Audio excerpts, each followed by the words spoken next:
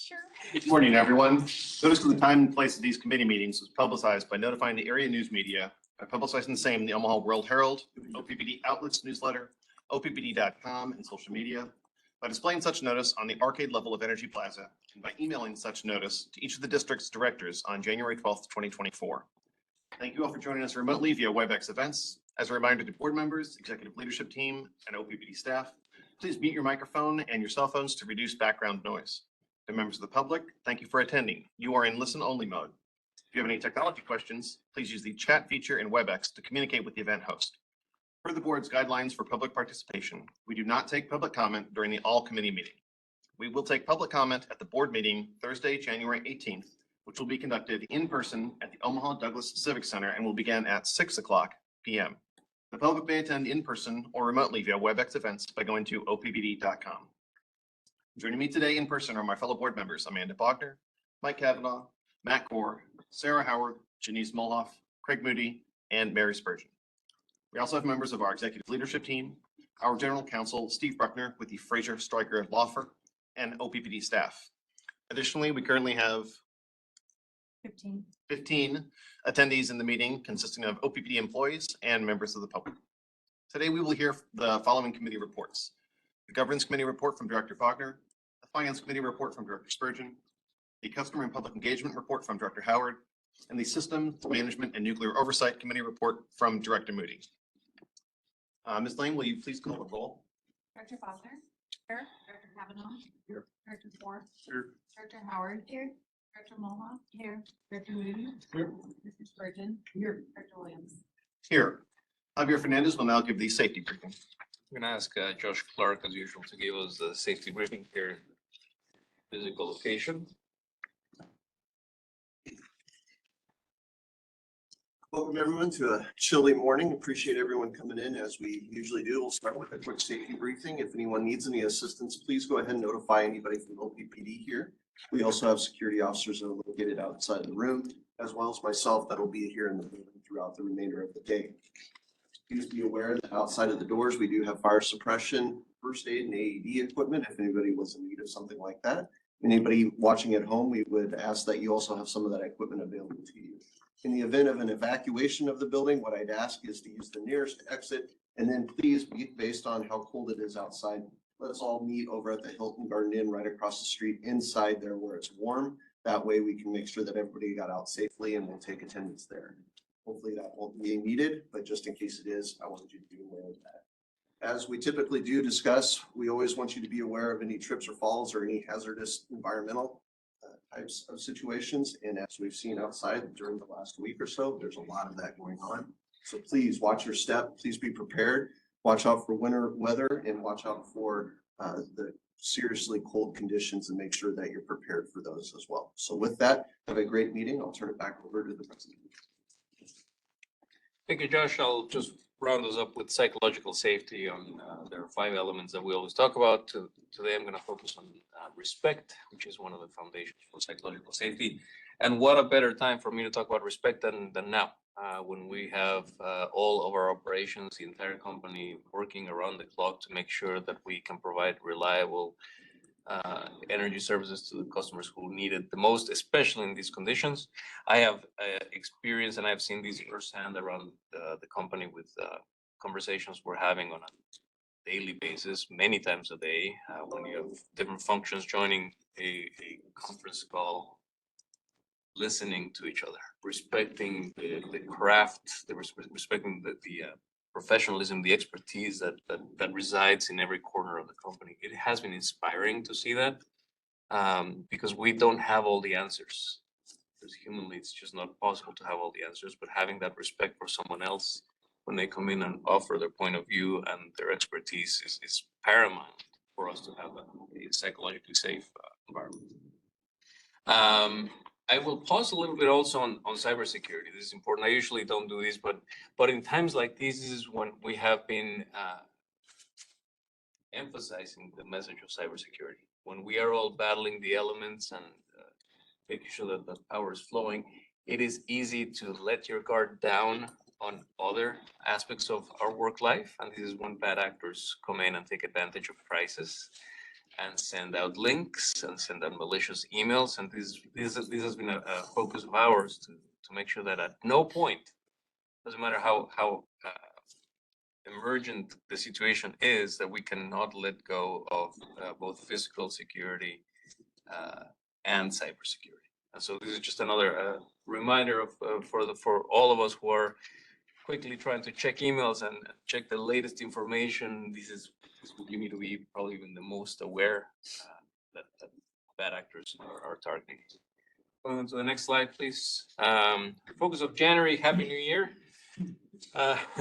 Already half the month has passed. We're again refocusing after the holiday season. Talk about complacency again. We come out of the holiday season. One of our focus areas, as it happens with all major holidays and our teams, is make sure that we come back, we refocus, and that we're no longer on holiday mode. We're back on work mode, making sure that we're paying attention.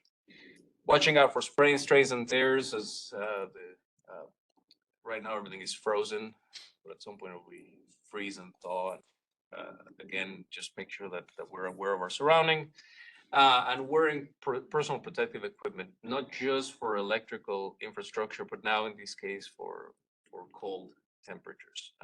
In the case of OPPD, we have emphasized in this past week the body system. So if you're out and about, if you're working out in power plants or substations or distribution lines, make sure that you're always with someone, because a trip is not a trip necessarily. You can trip and you can fall, but when temperatures are -40 or -30, that could be fatal. You cannot get up and no one else is around you.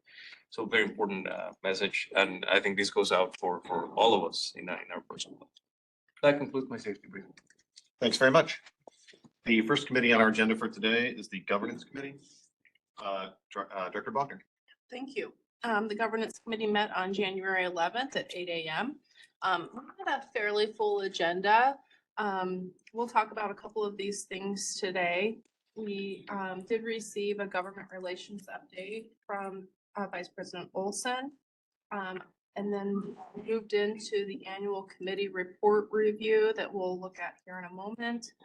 We talked a little bit about the election of board officers and board standing committee assignments, which we'll also talk about here in a little bit. We've been working on an SD 12 revision, and Vice President Brown provided a red line version for our consideration. We were going to talk about that today, but in the interest of time and to shorten this meeting so the district can get back to work, we will move this item to February, and then we'll have an open comment period following the February meeting, most likely. We also talked about the governance committee planning calendar and have full closure on the item that came out of the workshop related to a holistic approach for monitoring and discussing the GPs and BL policies. So if any board, we talked about this last month, if any directors have questions about that, feel free to ask them now, or you can look back at the pre-committee governance packet for information about that. And finally, we followed up with a board work plan. We have several items that are making steady progress and will be coming off the board work plan in the next couple of months. So with that, we'll turn to the next topic, which is election of board officers. Dr. Williams, would you like to take this item or would you like me to tee it up? Yep, please go ahead. Okay, so a couple years ago, we kind of discussed and evaluated the idea of leadership having 1-year terms, but with the potential of being reelected for a second year. And so that is what we're proposing this year, that the slate of candidates, actually, if you can move forward a slide, please. Maybe another one. Slate of candidates for our leadership positions, chair, vice chair, secretary, and treasurer would remain the same as they are for 23. So would we like to talk about this at all? This will be an action item for Wednesday or Thursday's meeting. Yes, go ahead. Well, I'm fine with the status quo from here. No problem with the job. 4 folks have been doing it, and I'm okay with that. We have to be very careful. We're not trying to encourage any choose to run committees or can't dictate that we're going to keep and say folks in place. It's interfere not for any of those four positions. So we got to be really careful that we don't kind of tamp down any person like that. And be kind of careful about that. Okay, I appreciate that. Any other comments or questions? So this is the slate. Can I comment just briefly from my perspective? This is, appreciate your commentary, Dr. Kavanaugh. And our business is very complex. And as you all know, getting up to speed takes time. It's not a week or two of training. It's months, if not a year. So there's the positive, but something very positive that I see from these reappointments, at least selfishly from a management perspective, is we've gotten to a good cadence, right? And systems, finance, chair, and governance. So I am looking forward to, if this is what the board ends up voting, the second year of this term, we get to enjoy the doing of business and less of the training and getting up to speed. So I think that's a plus from my perspective. But I fully acknowledge there's also a positive of new ideas and And again, I'm fine with who we have in place right now. But I also can understand that there is a period of acclimation or adaptation, I guess, between men leadership might be, but it's one of those things. And I'll just add that Director Wagner did contact all of the directors and ask about their feelings about this. So people who were feeling energetic had an opportunity to express that. Absolutely. All right, so this will be on the agenda for Thursday. Board standing committee assignments. We can go to that topic now. So last year, I think last year may have been the first time we did this where we put board standing committee assignments in with the January board leadership election. This helps streamline the process again of getting committee work going right away. So in the past, we've elected our leadership in January, and then the slate of committee assignments occurs in February, and we effectively lose a month of committee work. So by bringing them kind of together, we are able to move forward in a quicker way. And of course, then this year, if you go forward, yep, thank you for this exhibit. Similar to leadership, we're suggesting or recommending that the committee assignments remain the same for this year as well. Any questions or comments on this one? Okay, very good. This also will be a board action on Thursday following the election of board officers. Next up, we have standing committee annual reports. So one of the functions of each committee is to review the committee work that we have accomplished over the following year, making sure we have followed what's in the charter for each committee. I'll pass it over to Scott Foch to talk us and walk us through this. Feel like you'll do a much better job than I will at this moment. I was actually relieved I might not have to walk up. No such thing. No such thing. As the board knows, it charters the standing, it creates the charters for the standing committees, which very clearly specifies the responsibility of each and every committee, including on an annual basis for the committee to review its work and to demonstrate evidence, if you will, that it's actually done the work the board has assigned to it. We have changed the process a little bit this year, as we're all made aware in our respective committees that each committee is reviewing as the reports coming forward. One of the comments I heard and I really appreciated from one of the committee members was this is a very helpful way, I think, of really providing visibility to all of the work that the committees are doing in service to the board and to customers and to the district. And it provides a very good perspective, I think, for the public of an understanding of that work. So I appreciate the fact that we were able to go through this process this year. All of the reports are made available and also publicly. And this is really simply, I would anticipate perhaps consent agenda item, accepting the reports as just providing some context for the benefit of the board and also. Thank you very much. Are there any questions or comments about the committee reports? As I was reading through certainly the pre-committees that I'm on, but then also the other two committees, I was struck by the amount of things that we accomplished in a year, and I'm gonna just give ourselves a little pat on the back for that. So it's a good job, team. Thank you to the leaders of each of the committees. We just talked about the leadership ongoing for the next year, but thank you for your work in the committees and to the members as well. I agree, we've accomplished a lot and we've got a lot more in front of us. So glad that we are prepared and carrying out the logistics this week so that we can continue the actual work throughout the rest of the year. So thanks very much, everybody. It's been great from my perspective. It's been almost overwhelming to look at all of those. And of course, behind all of those committees, there's all of the teams in the district that have executed the front and center and on the ground work. It's pretty awe-inspiring, actually. So our appreciation to everybody who's done that. Very good. All right. Next item. I think that committee rests at this point. Thank you very much. Perfect, thanks. So that means next committee is up, Finance Committee, Director Spurgeon. Hey, thank you. Yeah, we had a busy meeting as well.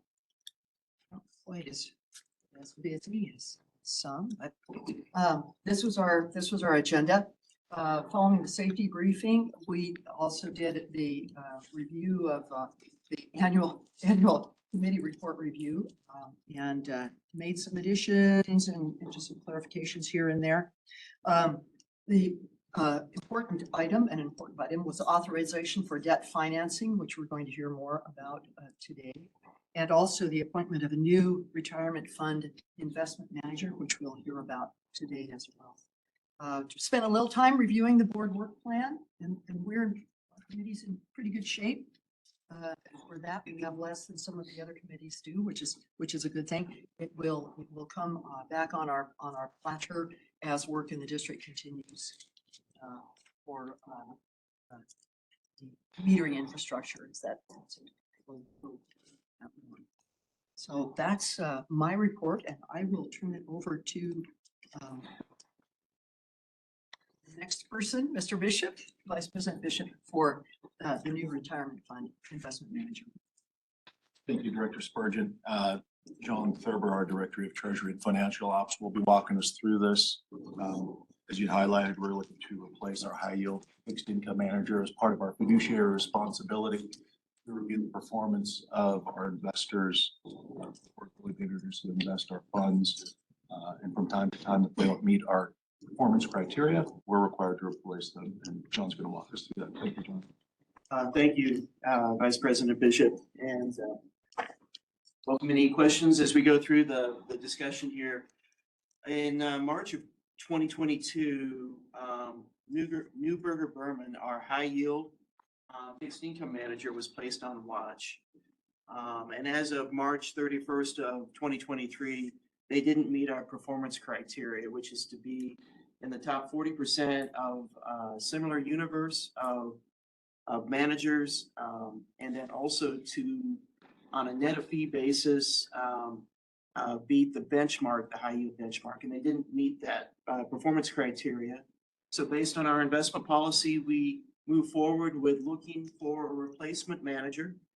Siegel Marco, our investment consultant, helped us with that process. And so the Trust Selection Committee, that's the committee that oversees our investments, reviewed a group of investment managers and actually interviewed 3 of them in person.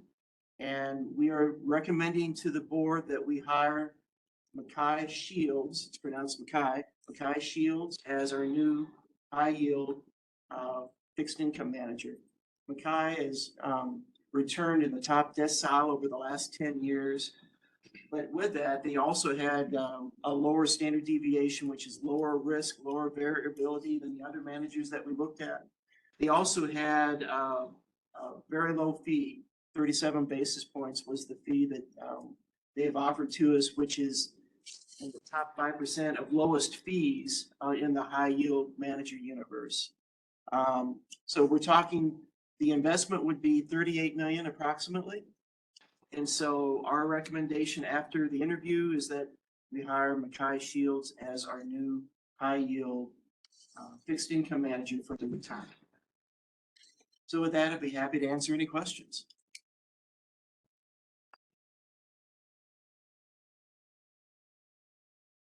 Seeing none, hearing none. Thank you. I'd just like to close by commenting for members of the public and employees who may be listening that you have a very well-informed and like I said, aggressive investment team managing these investments here, manage these investments here at OPPD. So don't think that anybody is sleeping. They are not. They have their eye on all the time. And we, like every independent investor and other organizations, are at the mercy of the greater market time. So they do their best with that. Thank you. We'll move on to the next item. So we've got the, we're looking for, to get authorized for issue debt for the next 2 years. This will require board authorization. Our last authorization expired last month in December. Typically we go for a single year, but reflective of the activity that we've got going on with near-term resourcing, all the refinancing opportunities that are in front of us, we're looking to get 2 years of authorization. John Petrulis is going to walk us through specifically the merits of the request in the presentation. I'll highlight again some of the pieces to be thinking through as you go through this.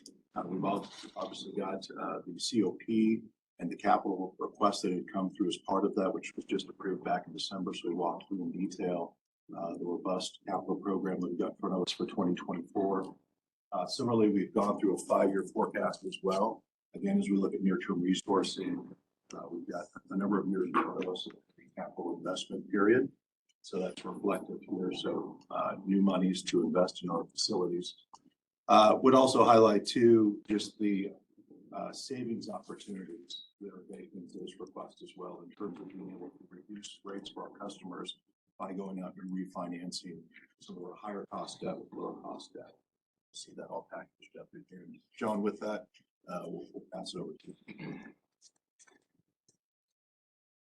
Hi, everybody. I'm John Petrulis, and I'm the manager of our Treasury Debt and Investments. And as Jeff had kind of outlined, everybody's aware of our significant capital program that's going forward.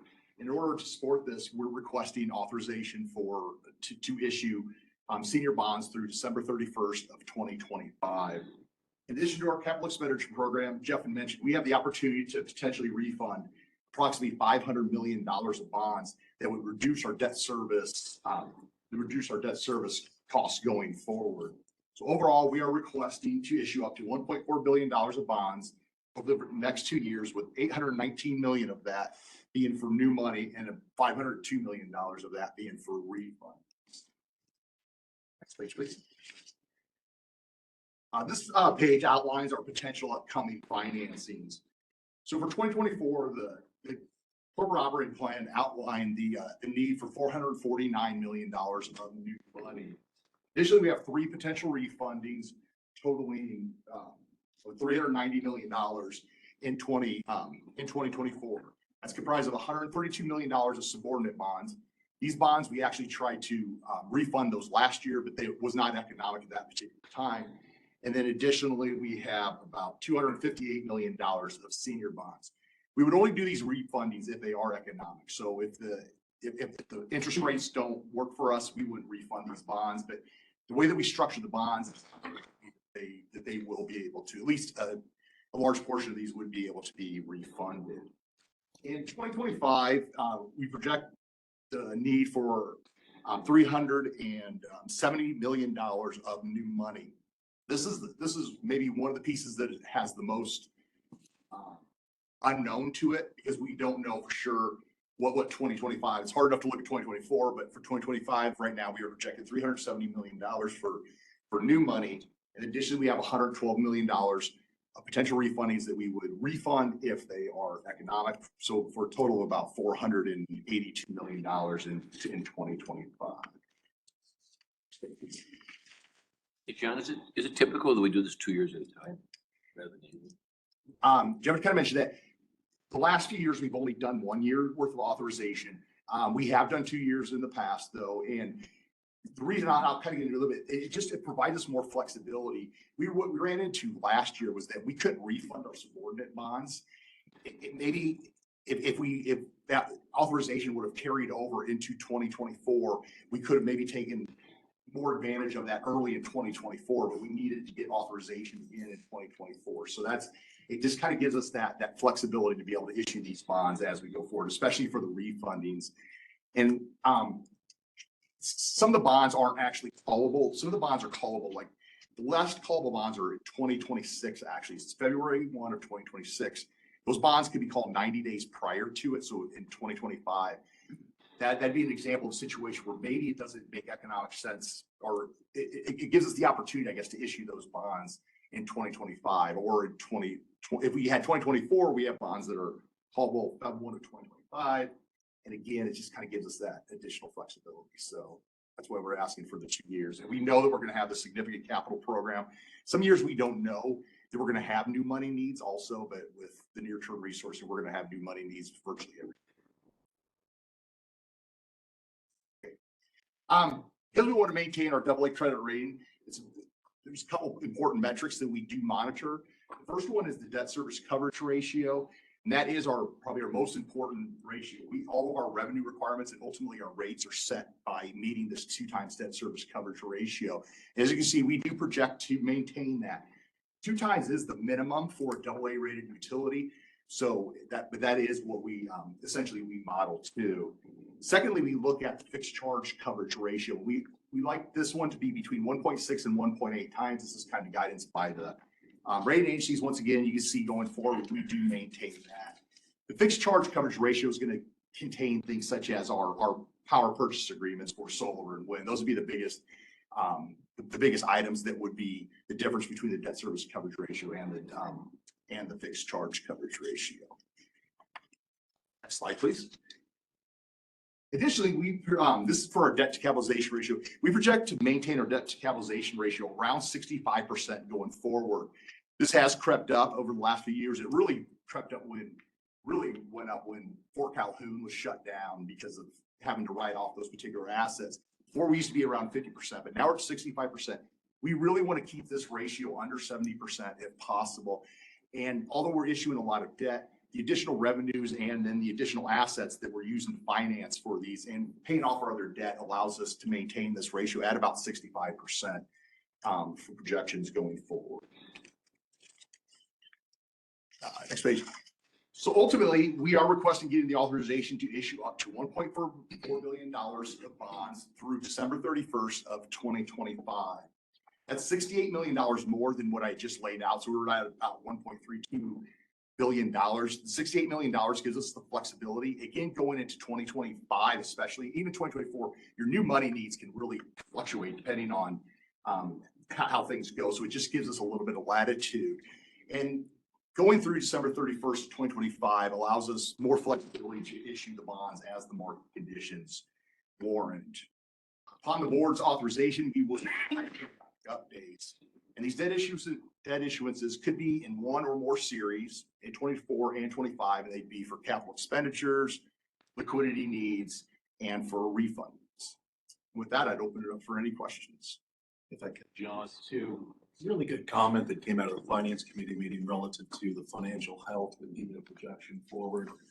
This was all laid out in the 5-year plan that we reviewed back in October, but it wasn't originally in the presentation. So I thought it was a really good call out to make sure that the board understood specifically what this meant to our financial metrics. The other piece I'd highlight is, John had mentioned the number of refund fees is very substantial. So pass along my appreciation. We've got a lot of work in front of us to take advantage of those opportunities in 24 and 25. Great opportunity to reduce potential rates for our customers moving forward, but it doesn't come without quite a bit of work. So I, in advance, thank you for the work that's in front of us, and would open it up to questions. So you gave us a breakdown of what's potentially set aside for refunding and what's set aside for capital expenditures related to construction, all the system stuff. But the total is really what we're approving. We're not approving the difference between those two, right? So you got flexibility even there to let those two amounts vary over time as needed. Is that right? If we didn't have certain if we didn't do the refundings, that capacity could be used for other purposes.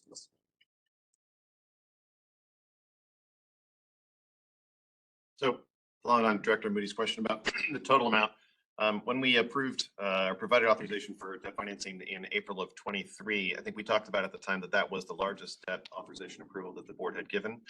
This total number is larger. Can you give us the bullet points again? Why is the total number larger here? And we talked about this in Finance Committee, but there were kind of 3 specific reasons. Yes, when we look at the total, and we break that down to, I think, the pieces you highlighted, Director Moody, 65% of that's associated with our capital program, right? So we know we've got a robust portfolio of work in front of us for near-term resourcing, master facilities plan, things of that nature. We've captured that appropriately, and that's the new monies that are out there, which is roughly 65%. The remainder of that is the refinancing opportunities that are available to the utility to hopefully reduce costs over time. There's roughly 5% margin between that's left over, but those are really the main drivers in terms of what that total amount is. Again, it gets propped up. The third one might be if you divide this by 2, it's not that different than what we approved last time, right? I think it's a bigger number, but it's 2 years. Yes. To that end, do you, I assume that there's as needed the possibility that you come back to us a year from now and say we need something slightly different for 2025, right? Like this is always amendable as needed. 100%, right? And we do our best, obviously, to make sure that you're well attuned to what's going on. We want to be active in the market. Had a really good opportunity to take Director Spurgeon with us last time to talk to the agencies, but we're going to do that again. So again, you'll be very well engaged in all the activities in this area. But to your point, if ultimately we need to move dollars between years, amounts, we'll obviously bring them back.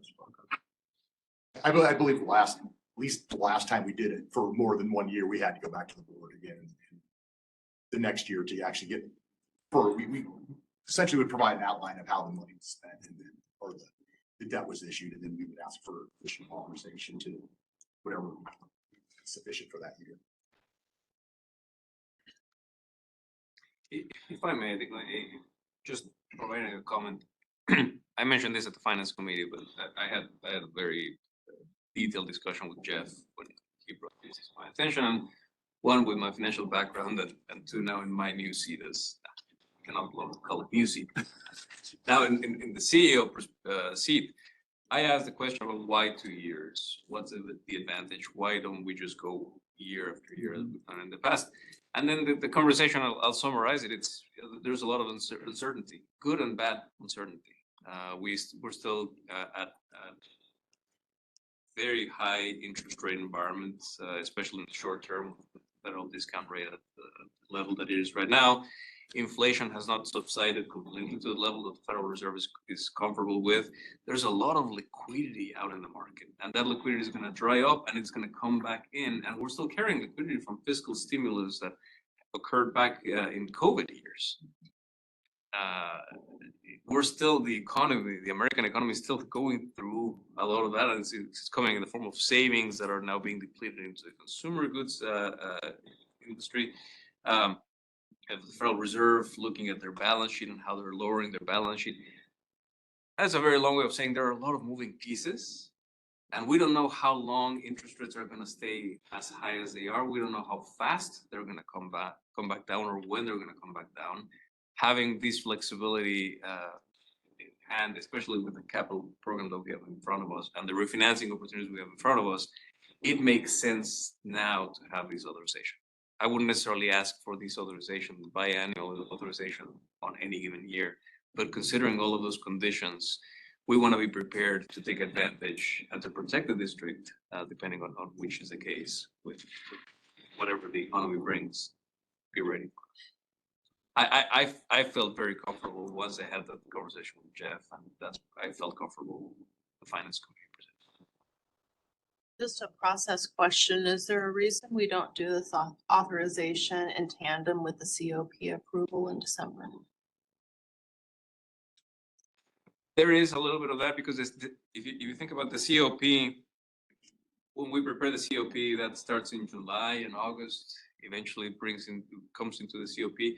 There are a lot more controllable factors on the COP. This authorization, we typically wait until the end of the year, finish with the refinancings, and then you come back following year and say, okay, based on the COP and based on interest rate conditions, this is how we plan the authorization. I'm just wondering how we, other than this biannual authorization, I'm wondering how we avoid basically 3 weeks of not having authorization to issue debt in the event that market conditions are favorable. In the past, and John Thurber, correct me if I'm wrong, in the past, we haven't always come to the board in January for this type of authorization. Sometimes we've come to the board later in the year. This time it feels like it's a very short amount of time between December and January. It's just because of the need that we have. But I think your point is well taken, and we would consider doing that in the future. If we know that the capital needs are imminent, might as well just have the same authorization happen concurrent with the COP.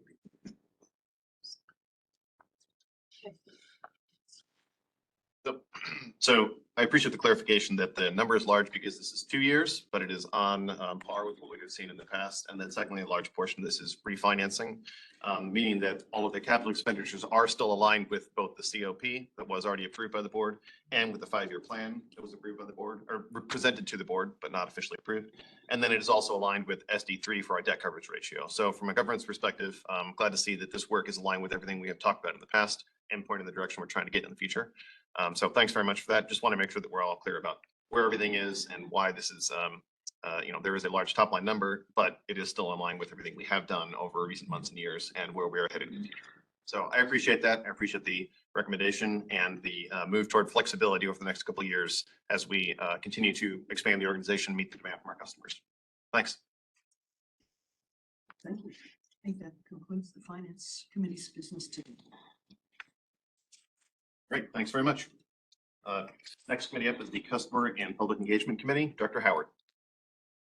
The Customer and Public Engagement Committee met on January 8th. We covered a variety of subjects, including the launch of the renewable energy credit, which we're going to talk about in February, a customer growth update. We reviewed our annual committee report, which we've already talked about. And then we did have a government relations update. And so we felt that that was sort of the most important thing to bring to the board. So we're going to have a legislative and regulatory update with Lisa and Seth. Thank you, Director Howard. Good morning. Long weekend, cold weekend, but wanted to take us back just a couple weeks to the beginning of January. And as the committee knows, so it begins, right? We will be coming to, especially the Customer and Public Engagement Committee every week, as well as every month at our pre-committees. And then Chair Howard will determine what needs to be reported out to the rest of the board. But you all get your weekly updates and our bi-weekly updates and director's updates. So if you have any questions, please don't hesitate to call. With that being said, we want to tee it up, and I have Seth Voiles, who is our government relations expert down in the Rotunda, to give just a tee up of what's happening in Lincoln as of today and this week. And then, of course, we'll be reporting out weekly. With that, Seth. Thank you, Lisa. Yes, Seth Voiles, Manager of State and Federal Government Relations, and run through the state and federal legislative update real quick and kind of give you a general overview of what's happening down in Rotunda so far. So we get the next slide, please. So just some basics. This is a short session. We're on day 9 today, so 2 more days of bill introductions. There's only been 375 bills that have been introduced so far. We all anticipate that's going to grow exponentially in the next couple of days. Bill draft was kind of backed up. So we think there's going to be several more. We hope there's not. Makes it easier for us, but probably will be. Session started on January 3rd. Last day of introduction, like I said, is tomorrow. Hearings are starting on the 22nd, and we're going through pretty quick. One of the biggest things going on right now are the rules changes. There was several rules changes that were introduced to kind of change the body. You guys know how the last session was. There's a lot of filibustering, those kind of things. Some people were upset about it. Some people thought it was an effective way to do it. But the overall thing was it wasn't a good way of running a legislative session.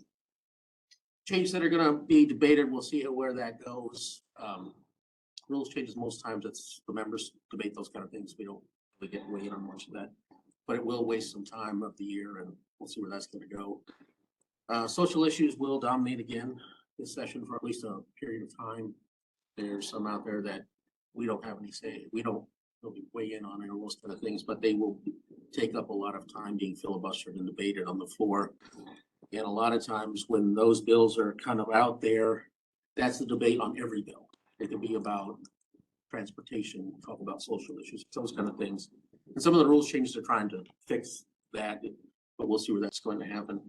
So some holdover bills that we are going to have some issues with, which we'll talk about in another 2 columns. And then the bills we have not seen yet in the curveballs. It's 2 more days. I don't know what's going to happen with some of our friends down in the legislature. We'll see what they're going to come up with. But as of right now, the 375 bills that are introduced now, there's not a lot that are too bad. There's a couple that we actually like. LB 866, which is a PRB bill. It's kind of a cleanup on how PRB works and those kind of things. All the utilities are good with that. We all had a hand in getting that done.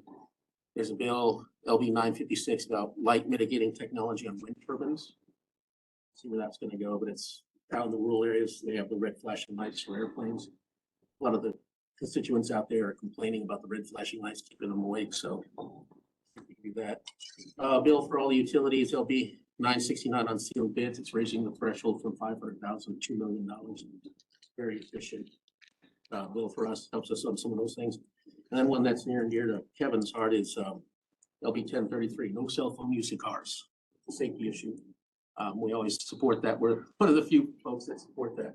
It is about safety, especially now driving back and forth to Lincoln as much as I do. You see a lot of people on their cell phones texting, that kind of stuff is not safe. At least for us utilities, we want to make sure we have that on there. We can have a say on that. There's going to be some one-call bills and some pole attachment bills that we're just taking a look at too to see where that's going to go. We're keeping an eye on those things now. We've already solved we've already fixed a lot of that stuff. But every time they reintroduce something on it, it allows people to tinker with it again. And it was a very thin line that we had to get those things through. We don't want to mess any of that stuff up. Go to the middle one here, 399. This is a holdover bill. This is on wind for export changes. This is one of the main ones we're looking at right now. We've been negotiating, trying to talk about language back and forth with the bill sponsor and the chair of the Natural Resource Committee. We offered some language, utilities in general, the Nebraska Power Association. Bill sponsor said we're about 75% there, which was good. And then it just started backsliding from there. So we'll see where that's going to go. But as of right now, doesn't look like the utilities are going to support anything like that whatsoever. LB 255 is a holdover bill too on eminent domain. There will be other eminent domain bills out there, ranging from not allowing us to use eminent domain outside of our service territory, maybe not allowing us to do fee simple eminent domain. We'll see where those are going to be at. They have not been introduced yet, but we know they're going to be out there. Broadband dark fiber bill, it's our bill, it'll be 61. It's already been prioritized by Senator Brandt again. So this should get floor time soon. The incumbent providers do not like the bill. So we'll see where that's going to go. But so far, we haven't heard any bad things from any of the members. They think it's a good idea of using existing infrastructure to help get broadband out to rural areas. We think it's a win-win for everybody. So hopefully we can get that over the finish line this year.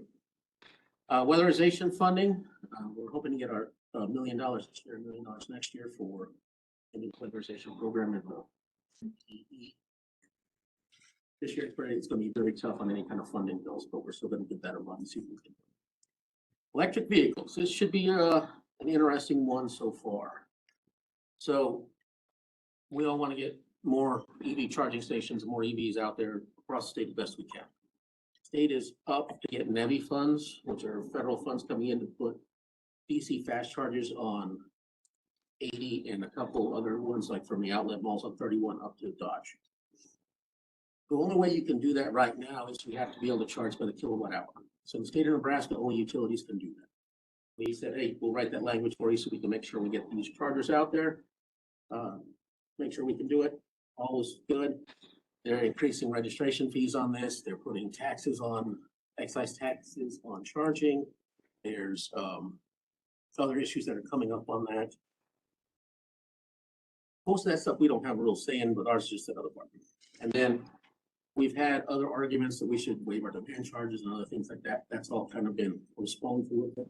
But now the big issue on this is a right of first refusal, saying that if we want to put one in, partnering with anybody, we want to put in a charging station somewhere. Any other convenience store, gas station, or other store can say, no, we'll do that, then we're out.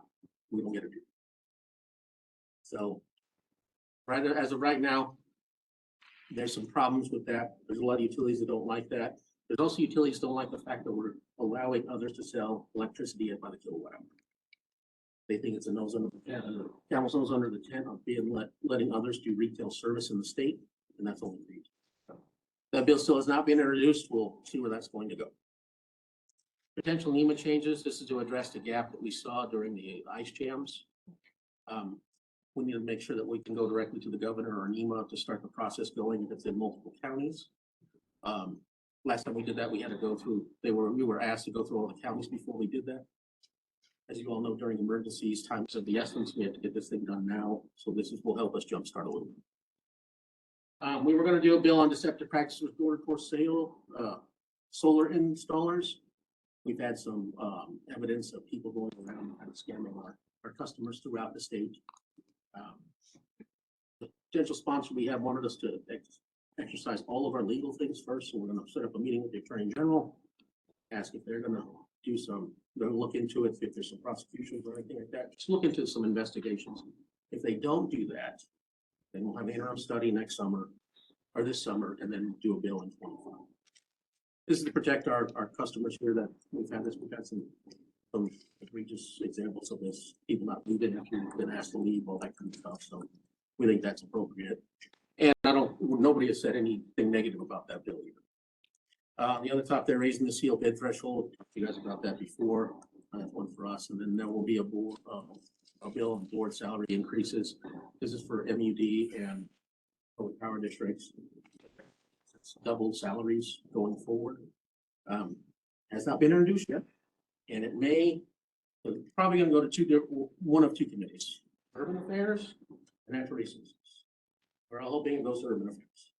Be easier to get it out if that's what we're going to do. So those are the ones we've seen so far that we're going to have on there. Any questions on these? We'll go to the next slide that has some other bills on there that we'll also do. Who's the sponsor for the board salary increases? Senator Mike McDonald. Right, next slide, please. These are some of the other ones that we saw in here, and what we did on here is that we've listed out where the SDs and all that kind of stuff were. There's some other ones that are potential bills that will have nuclear issues, decommissioning, resource adequacy, net metering. Haven't seen any of those, but that's just so you guys have for your files since you can look at all that. Next slide, we'll get into the federal issues. So 2024 and beyond.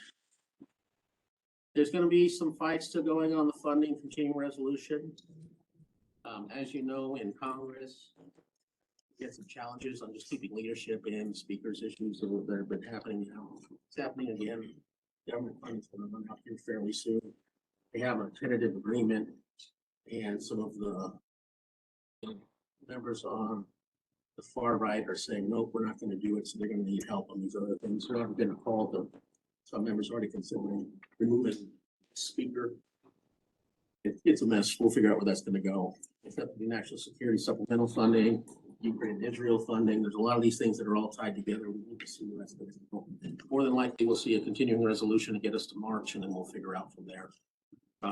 They did do some good things though. National Defense Authorization Act passed. Lucky for us on that. Off at Air Force Base, got an authorization for a microgrid. So we'll be working on that going forward.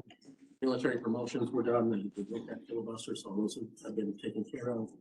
So need to do the Farm Bill, guidance on several pivotal Inflation Reduction Act provisions. Issue with this is they already have some guidance that's come out, it's still preliminary. They still have to finalize a lot of that stuff. It's not good. It's not good for us. We need to figure out how we're gonna work that. But as of right now, with the direct pay stuff, it doesn't look like utilities will be able to utilize that, which is, it's very difficult for us to go through all the hurdles that we have to. As always, we have the House versus Senate. That's gonna continue, except the House right now, it's the margin is narrowed down. They've had a couple people resign. So I think it's 2-vote margin now, so we usually have one person flip, but he had someone that's sick. Makes it a little bit harder. The one thing on this though is it makes the moderates very strong on this too, so. Oversight's always the word of the day on Congress, and we'll decide on whatever it is, they will, you know, if it's not Hunter Biden or something else going on, they're always doing that stuff. And then lastly, IRA and IIJA issues.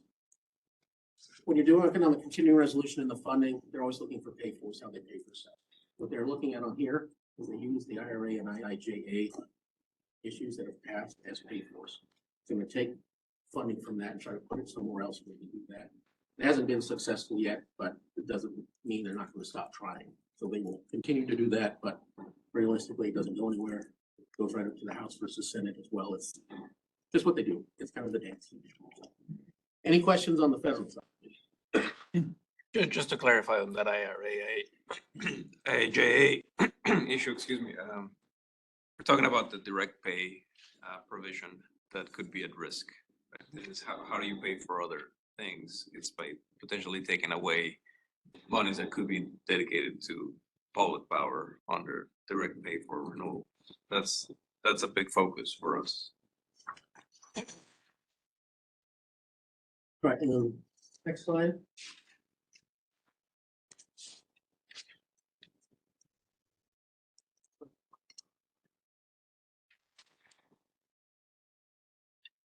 The eye chart slide here, these are all the things we've been working on the last few years. It's a lot. We've been tracking a lot of these things going forward ever since I got here. Also puts the SDs on there where all these things align with. Just want to let you guys know that these are the issues we're working on. It's not state stuff, which makes us fairly busy, but you know, these are the issues that can really come down to the Congress that we keep an eye on out there, and we work with our trade associations out there, APPA, LPPC, and others out there with American Clean Power Association, NEI from the nuclear side. So we have a lot of partners and people we can rely on to help us out on these things as well too. So with that, I think that's all for me. All right. Seth, I'm sorry, question not on current legislation, but on moving legislation into actualization. There are lots of programs that were approved at the federal level, but then needs steps at the state level in order for them to be available for people on our service territory, the Homes Energy Efficiency Program, that kind of stuff. Do we have any expectations on when we might see some of those things moving forward? Some of our folks have been in contact with the agencies that are overseeing those kind of things, and they're all trying to get out as fast as they can. Some need some extra funding, those kind of things, but we're on top of it, making sure that we are having those conversations with those agencies to make sure that when they do get it done, we can get there. As of right now, it's a little backed up on those things, but we're working with them to make sure we can get as much as we can. Right. I mean, is there anything else we can do to support that moving forward? Because slow rollout of programs means that customers in our territory from 17 weatherization or affordability might not have access to incentives for weatherization. Again, this weekend was a good reminder of insulation is very important. And so people would benefit from that. But if it's a slow rollout of the program, those benefits don't come to the people in our territory and they don't come to the utility broadly. Yeah, and as of right now, like, we're talking to them as much as we can to get it, we're going that way, talking to the governor's office, talking to everyone we can that way. But the winter storms are also playing into that, where everyone's kind of all hands on deck too, so. We're trying to push them around as best they can, but then budget talks kind of start coming up too, with everyone. And sometimes there's so many programs that came out from these things, they're trying to get them all done. It's just, right now, it's kind of like triage, just trying to, okay, which ones we need to get here? What are the deadlines? Let's keep moving that way. Same thing that happens with us on the grant side too. It's just, there's so many things out there. You have to make sure that we're trying to get to them all. Sometimes we'll keep on.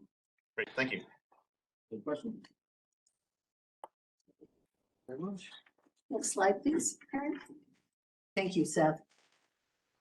I know you're extremely busy and I want you to drive safe back and forth to Lincoln.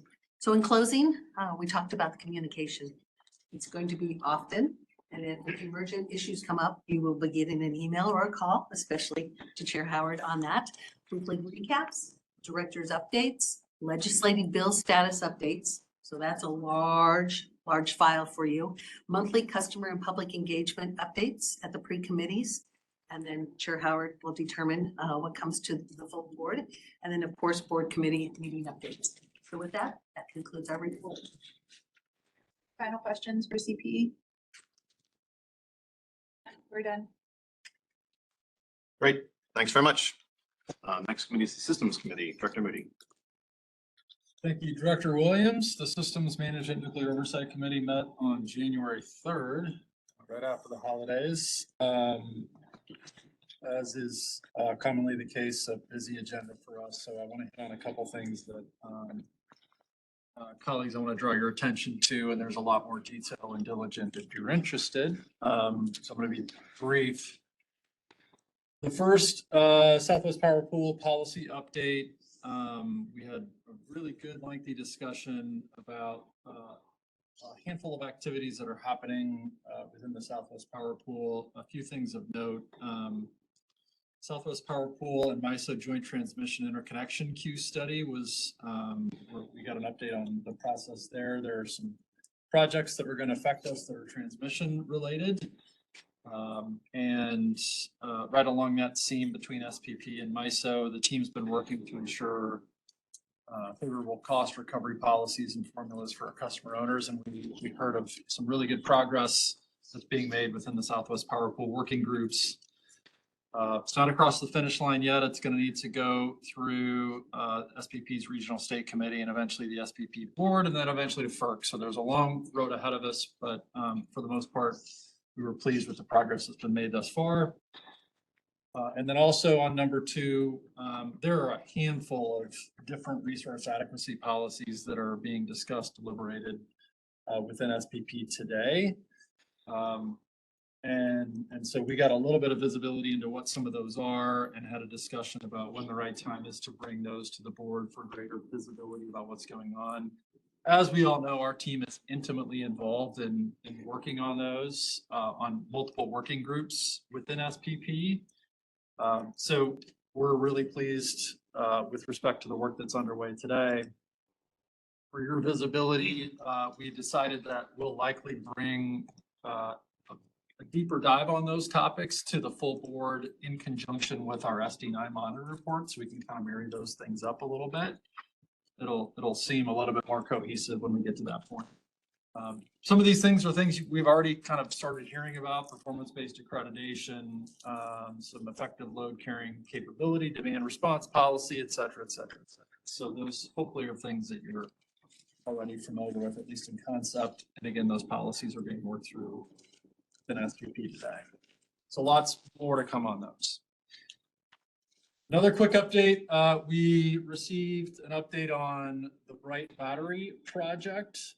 As you all know, that's a project with the district in partnership with the Nebraska Environmental Trust. It's a 1 megawatt, 2-hour capacity pilot battery that we've been using for about the last 10 to 11 months, give or take. We got a nice update on the history, the performance, the lessons learned, and there were many. So I'll speak for myself. I found myself grateful that we've invested in this pilot project because we've learned so much and it's going to inform a lot of the decisions we make as part of our near-term generation expansion. So really great update from the team. Again, there's more detail out in Diligent if you're interested in diving in a little bit more. And then the last item that I'll mention is just a real brief update on a couple large contracts that we're in the process of negotiating. Again, the committee got a good update on some of the progress that's been made, some decisions have been made. I'm being vague intentionally because those updates, at least at this point, are still in negotiations, so we're not going to talk about them in a public setting. Okay, that concludes my update on the committee's meeting. We do have one action item. I think that's coming to you, yeah? Yep. Okay, you're up.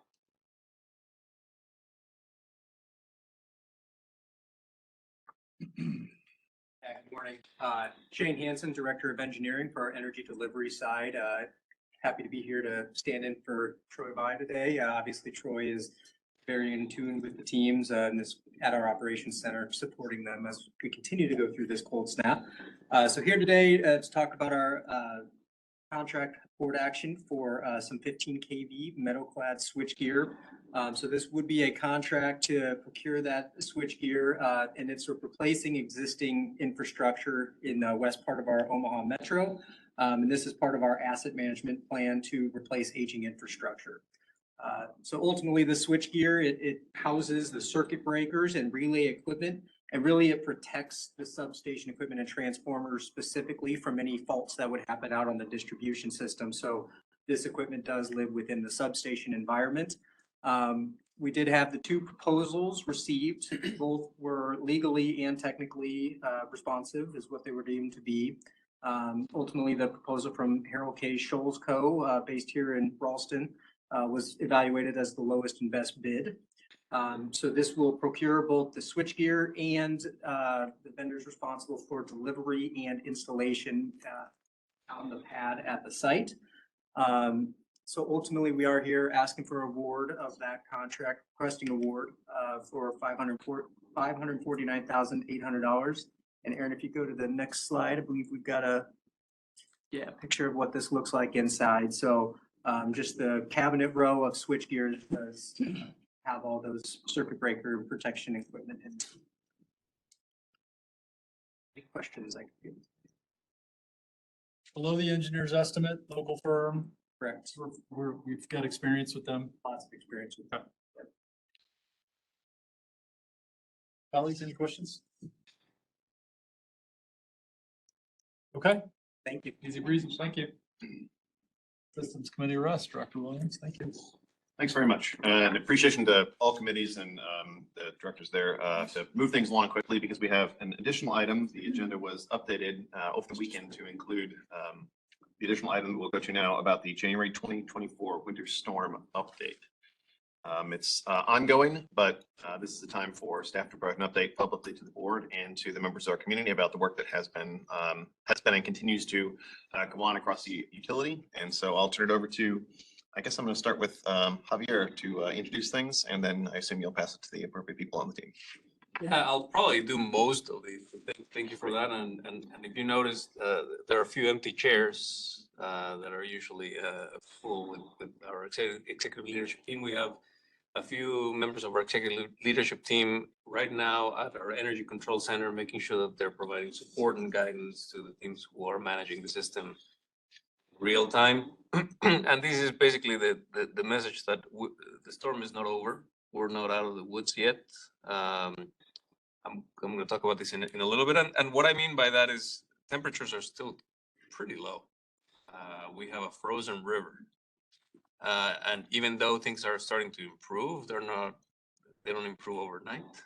We expect these temperatures and the challenging conditions for not only our OPPD system, but the entire Southwest Power Pool, and I would say the eastern part of the country and some parts of the West Coast too. I think this is going to stay here until the end of the weekend and well into next week. I believe that the worst, at least for us, has already passed in terms of temperatures and peak loads. But once again, challenging conditions for generation, transmission, distribution remain. So my goal here is to give you a quick update, and let me caveat this by saying that what I'm about to present is preliminary for illustrative purposes only. We take a lot of pride in accuracy and high quality information, and my team members were very nervous about us sharing information because of course this information has been generated as recently as half an hour ago, right? So, but I think this is a great opportunity for me to talk to the board and to our constituents about what are we seeing. We could have waited until February or March and give a very accurate report, and we can still do that. But I think this is what feels like to lead the industry. We're not afraid of talking about what are we seeing in the system. It's important for our customer owners to understand what are we encountering in the system, for our elected officials to see and to experience how important it is for us to move forward with all the projects that we have. So in that spirit, I would like to share a little bit of what we're seeing, what caused us some concern, what helped us. So I'm going to start with the first slide, if you can, Ms. Lane. It's not news to any of you. I think if you were here in Nebraska, maybe Kevin, this is news to you because you were out of the region for a few days, and so welcome back. It's been cold. It's been very, very cold. Unusually cold, especially when you consider the wind chill reaching -40 in some hours of Saturday and into Sunday. Not only did the snowstorm hit us on Thursday and Friday, but then it was followed by very deep freeze temperatures that came to us faster and stronger than expected. That really caused a lot of problems, not only with our generation facilities, but I would say across the region. I am in no liberty to talk about other utilities specifically, but I can tell you I was on the phone with CEOs from some of our neighboring utilities, and they all had challenging situations. When you're operating very large pieces of equipment at -42 degrees, where that equipment was not necessarily designed to operate in those temperatures, it's challenging. We have made a lot of progress in weatherizing, winterizing our equipment, but even that proved to be challenged this time around. Next slide, please. Okay, so this is what happened. Our equipment came in, we had a very healthy fleet, a generation fleet coming into the storm. It's the cold temperatures that really hurt our operations. What you can see, a picture speaks more than 1,000 words here. The top right picture was taken, I believe it was taken yesterday afternoon, just outside of our Nebraska City station. This is the water intake of our Nebraska City station. Nebraska City station, it consists of two very large generators that are coal-fire-based generators. They need water to operate. This is something that the general public usually don't think about when you talk about a coal-fire power plant.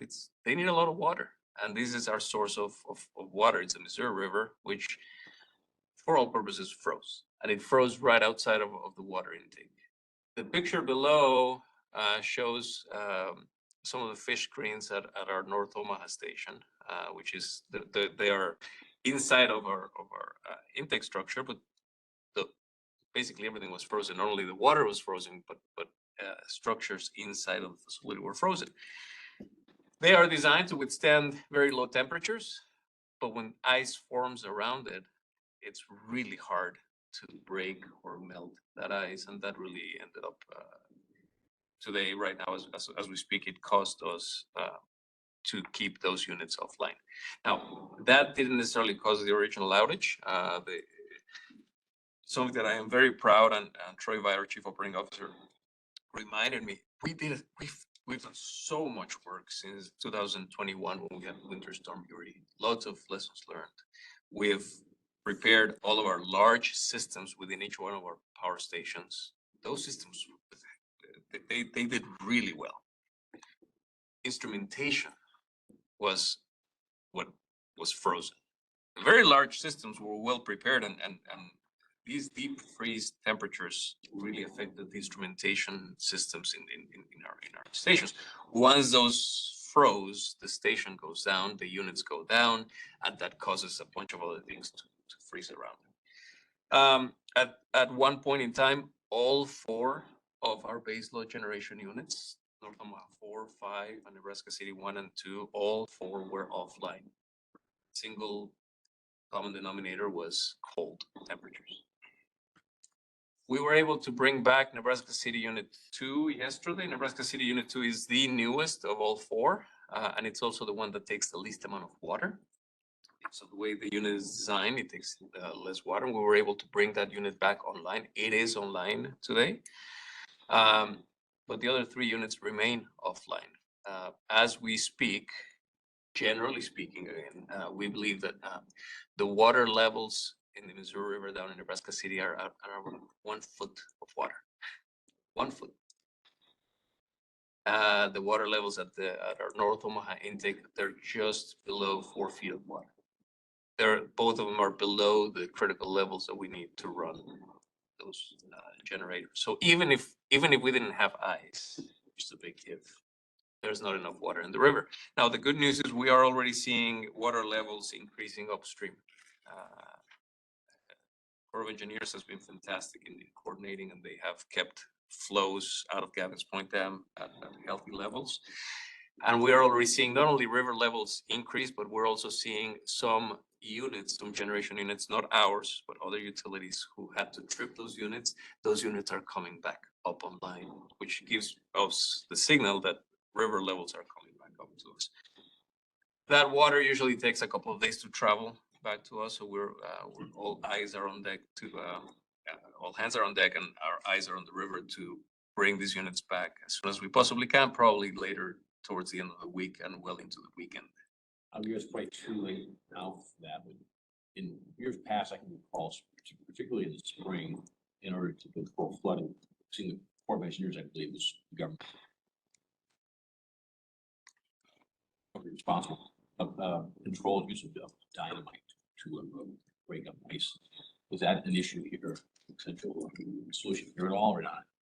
So the use of dynamite and other mechanical devices that are used across the country, we see that happening here in Nebraska.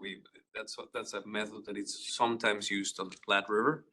We consider that explosives or mechanical other mechanical ways to break the ice last year when we had an ice dam.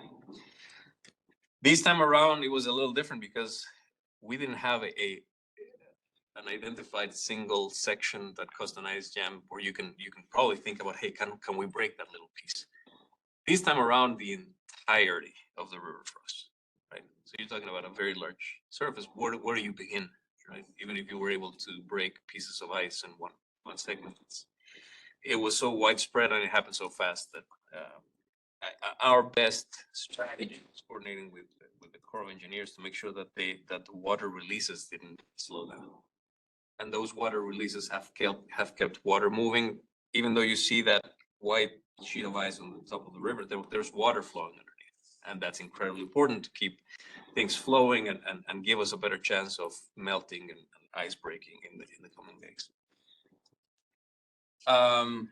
This was challenging. This was, I would say this was our biggest challenge, is not having our baseload generation online during the past 48 hours. And I want to take a moment to commend the men and women who have been working in those plants, because working in those conditions with the type of pressure, stress, right, they know that we need those units back online.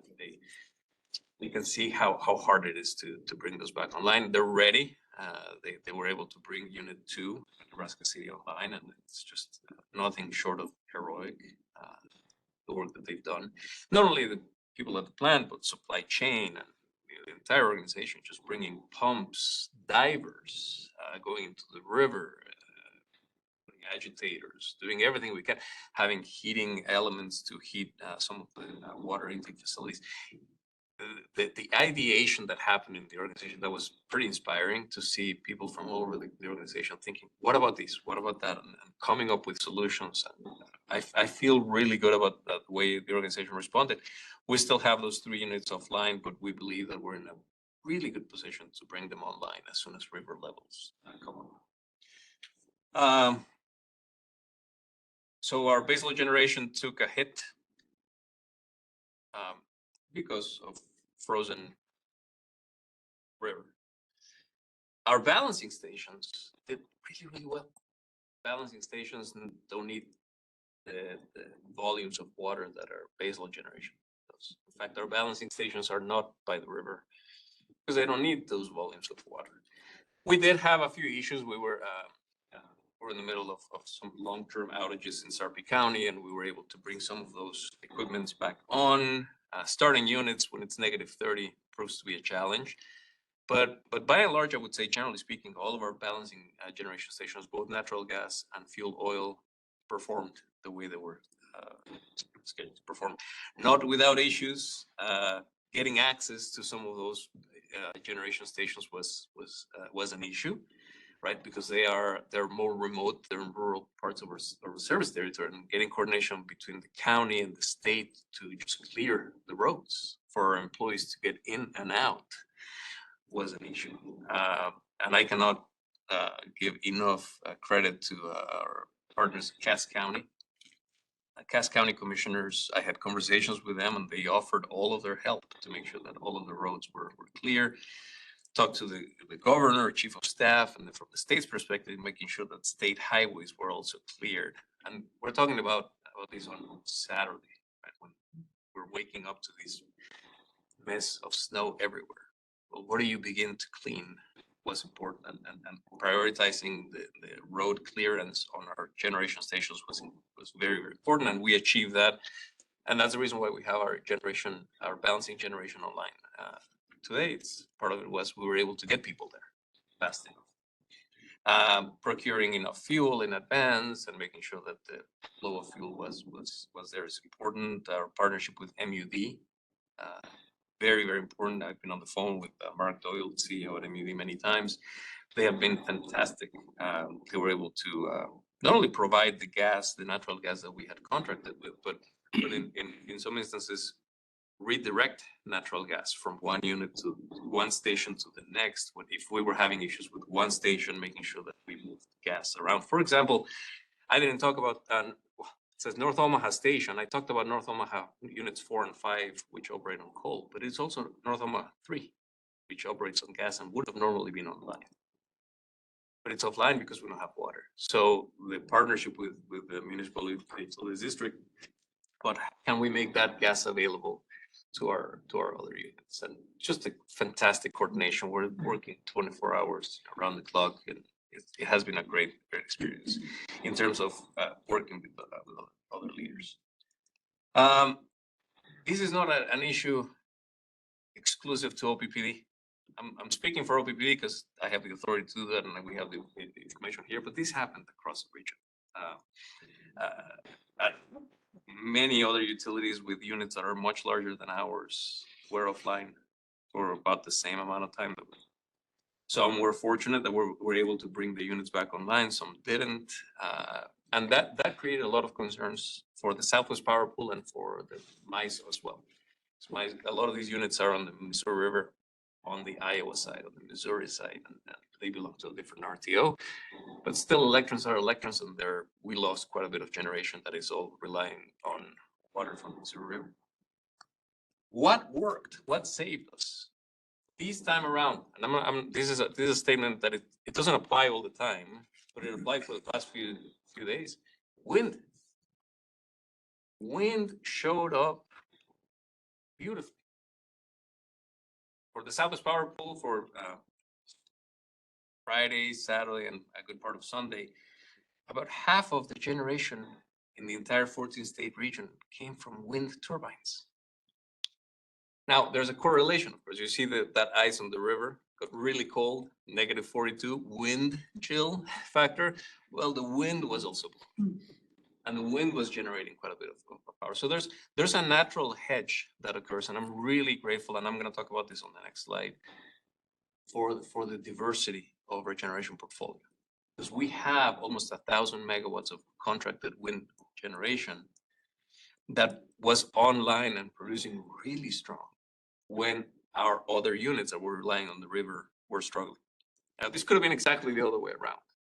So that's why the statement here is important to clarify that it could have been that wind wouldn't have blown, but likely, if that had been the case, we would have had a river that was flowing. So I think having that that flexibility, that diversity in our fleet, in our generation fleet, is incredibly important.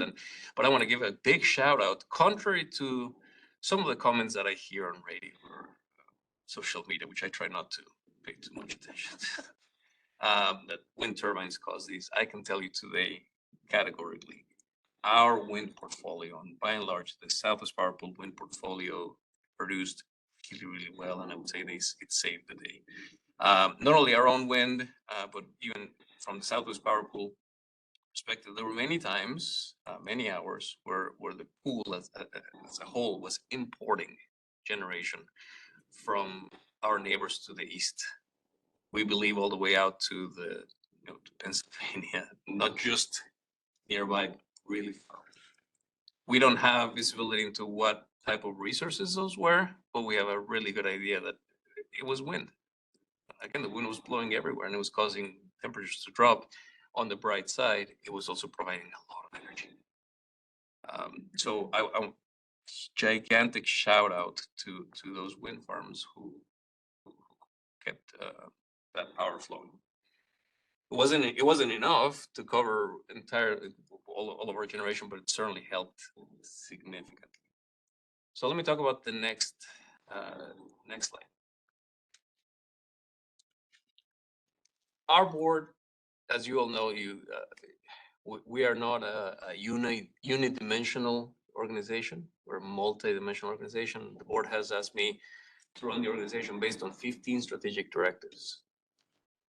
And it's reliability, it's affordability, it's sustainability, environmentally sensitive, many others.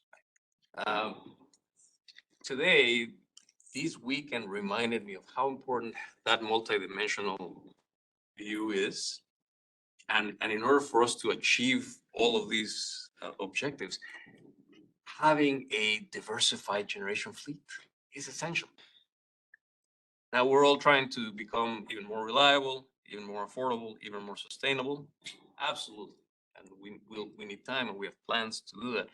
As we stand here today, we saw our baseload coal-fired generation suffered because of river levels. Water conditions were not there, and they're not there right now. Natural gas and fuel oil balancing stations perform really well. We are about to deliver 600 megawatts of new natural gas generation stations later this summer, and I'm really excited for that because in times like these, that type of generation relies on different resources that are not correlated to the river or coal or wind. So again, once again, providing that natural hedge is really important. Wind generation, I just talked about that, how amazing it showed up this time around. Now, it doesn't always do that, but in this time, that wind generation portfolio hedged against the reliance on water from the river.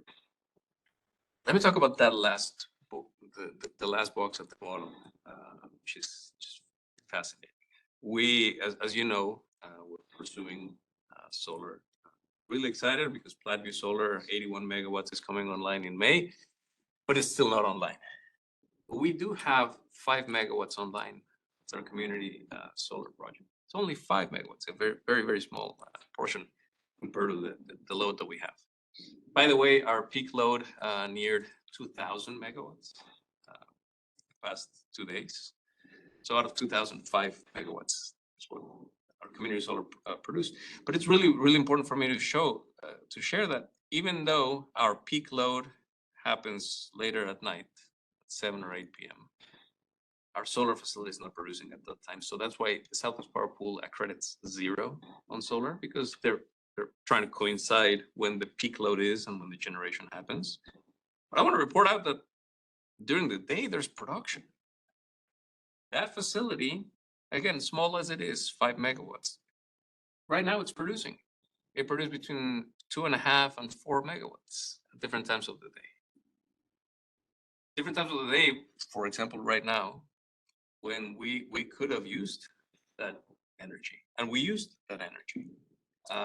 So very important for me to share this, that we tend to discount solar generation when it comes to winter accreditation for the right reasons, but there is energy produced. It doesn't give us a capacity when we need it for the peak. It gives us energy, and it gives energy, and it produced even in the cold temperatures that we had when we had solar irradiance. I'm very excited about not only how our portfolio generated and produced and balanced each other out, but I'm really excited about what we have in store coming up. And we're not looking at building any more coal-fired generation, but we have of the bottom 3 boxes. We have plans. We already have RFPs. We have a lot of work happening to enhance our natural gas generation, our wind generation, our solar generation that will do, not only will enable us to keep our base load, our base customer growing, but it will provide even more diversity and reliance to the system. And again, times like today prove that to be very valuable. Talk about technology a little bit, about the different sources of generation, but the other one is location. This is one of the reasons why our teams have spent quite a bit of time thinking about where are we going to put the next generator. One lesson we're learning is having all the generators in the same geographic location, relying on the same body of water today is proving challenging. So having generation that sits in different parts of our geographic footprint is incredibly important. And different sizes. There's a lot of economies of scale when you build a very large generator, but when you build a large generator and it goes offline, you lose a large generator. And so there's a lot of thinking about how many generators you have that are smaller, that provide you that flexibility and that reliability. And we're doing that today. You see the units that we're building at Turtle Creek Station and Starting Bear Lake Station, by unit, they're much smaller. That presents a lot of challenges from an operations and maintenance perspective because we have a lot more turbines, rotating parts that we have to maintain and operate. But from a reliance perspective, if one of those units fail, you don't lose 700 megawatts at a time. Right? So very important for us as we're planning forward. I want to emphasize the importance of that diversification that we're seeking.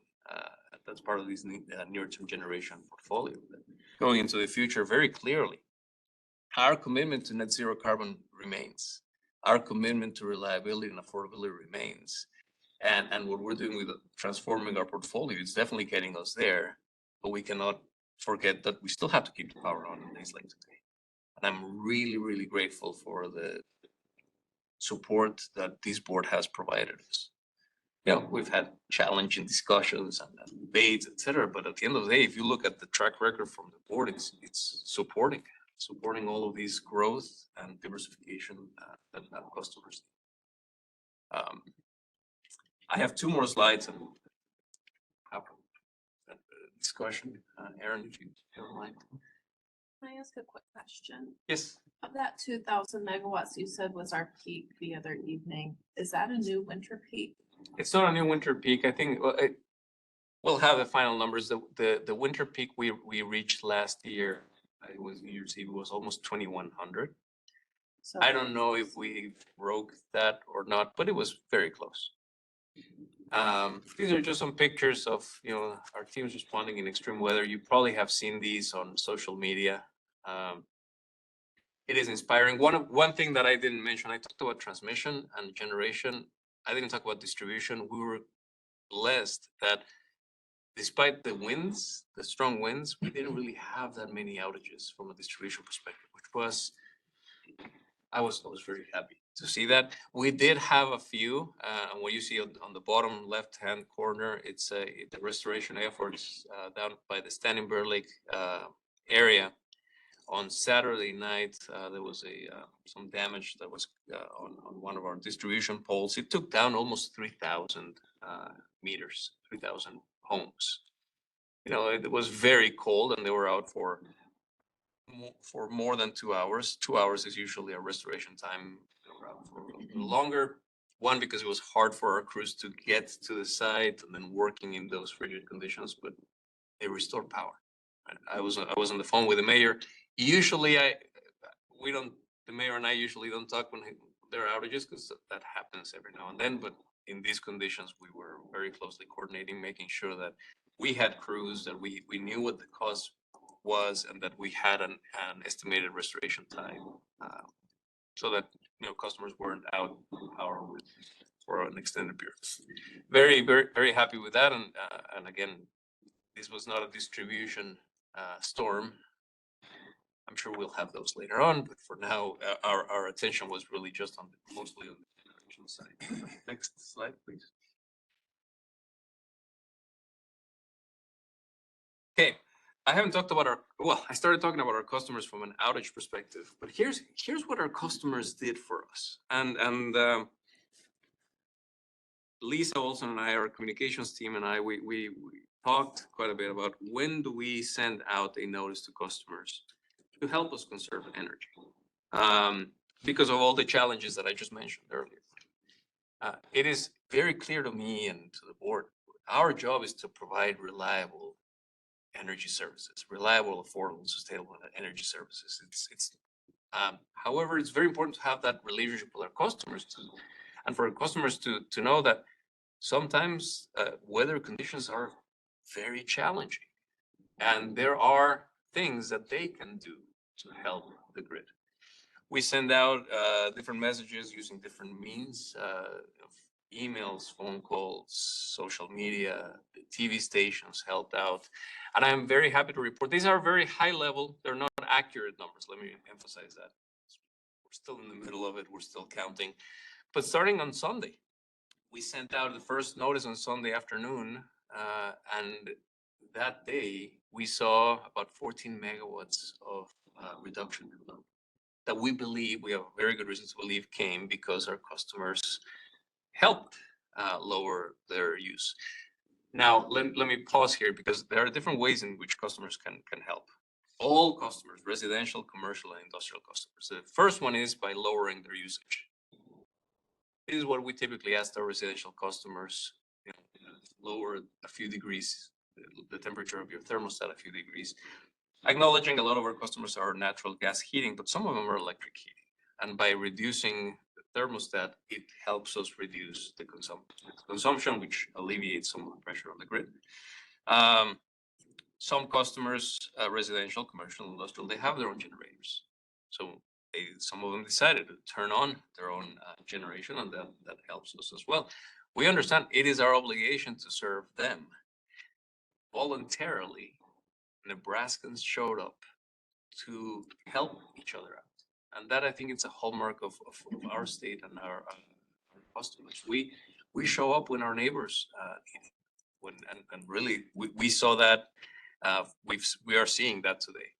On Monday, we reached out not only to the same residential customers, but we had an opportunity now to engage even more commercial and industrial customers. They have bigger loads. And we saw a significant increase from 14 megawatts to 50 megawatts of curtailment between the hours of 7 a.m. and 11 a.m. Which is fantastic. That was the key moment of the day, and our customers showed up today, this morning. It's about 75 megawatts. I'm looking at Tim. That's about 75 megawatts, which is gigantic. Now let me just pause here. On Monday was a holiday. Yesterday was MLK, and still we saw that amount of reduction. Today we go back to normal operations for a lot of businesses and industries, and we were able to see that reduction, which is phenomenal. But again, none of this load is required. This load reduction is required by our regulations. These are voluntary reductions, which is fantastic. 75 megawatts it's not a small amount. Could you kind of put it in perspective? If we had to purchase those 75 megawatts, how much would that cost us? How much money do we save by our customers who voluntarily? That's a really hard question to answer because it depends on the prices. It depends and it depends on the prices. But thank you for the question, because my answer is it's not economics. We did this for reliability, right? And the fact that our customers showed up, it helped us maintain the reliability in the system. We can get you that information later on, but once again, it really depends on the location of the curtailment and the time when it was curtailed.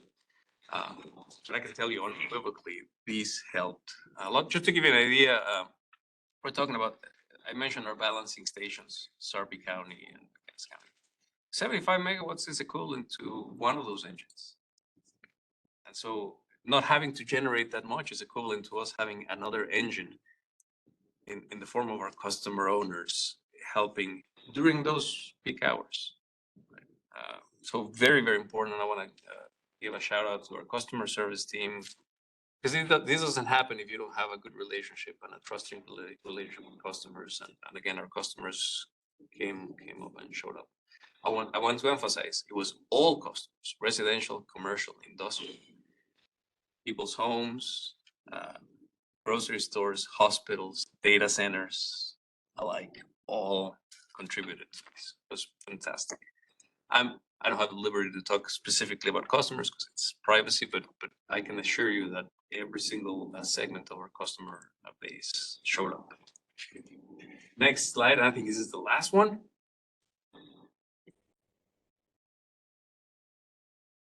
As I started this conversation, we're not out of the woods yet.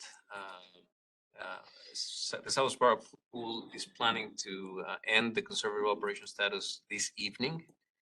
We believe that this morning was the tightest period when the highest load happened in the entire South Sparrow Pool.